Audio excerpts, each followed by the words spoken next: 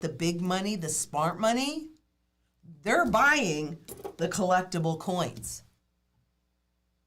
That's what I'm buying.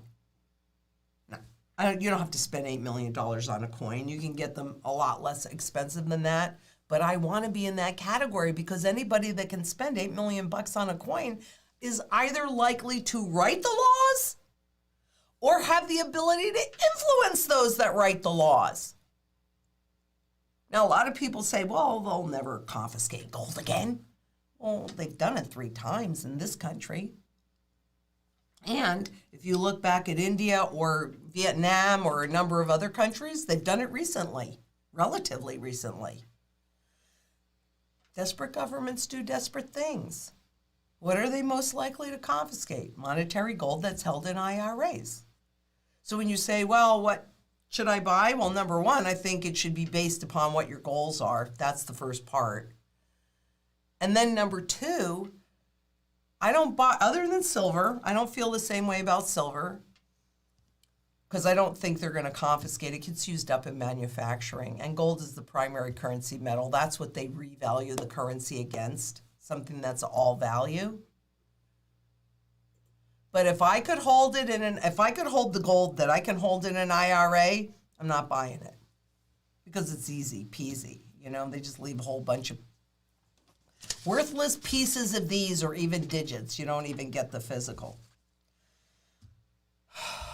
I'm telling you, we are close. This is going to be a very interesting year. You want to be in a position, and you want to do this sooner than later. I don't like what I'm seeing. Look at all of the shifts that I showed you today. Look at them. They mean something, even if you don't understand what they mean. Please take my word for this. They mean something. You want to be in a position that you don't have to worry about because you can't control the stock markets or the bond markets or the real estate markets or even the spot gold and silver market. You know what you can control? What you hold. Now, let us get back to these yields. When they're talking about the real yield, they're also putting a component of inflation in there. So real yields are bad for growth. Well, if you're referring to the growth of debt, yes. And what are the other things besides all of the money printing of the Fed? What are the other things that have been supporting these markets? It's called, debt. So, what's the Fed going to do? This is going to be fascinating. I'm telling you, this is a pivotal year. It is a critical, pivotal year. Because I wonder if the Fed is then going to be forced, because the markets are going down too much, impacting your retirement, all of those pension plans, all of those IRAs, all of those ETFs, all of those portfolios. The yields go up. If you're invested in stocks, they're going to go down. Is that where your retirement wealth is held? Now, I'm not saying, because some people have no choice, and you don't typically have a choice if you're holding a pension. You do for 401ks, et cetera, things like that. But what?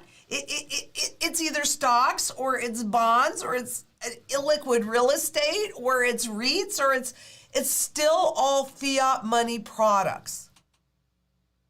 And the real trend is the value of all of this funny money. Because to be really honest with you, the more of this they print, the less that it's worth.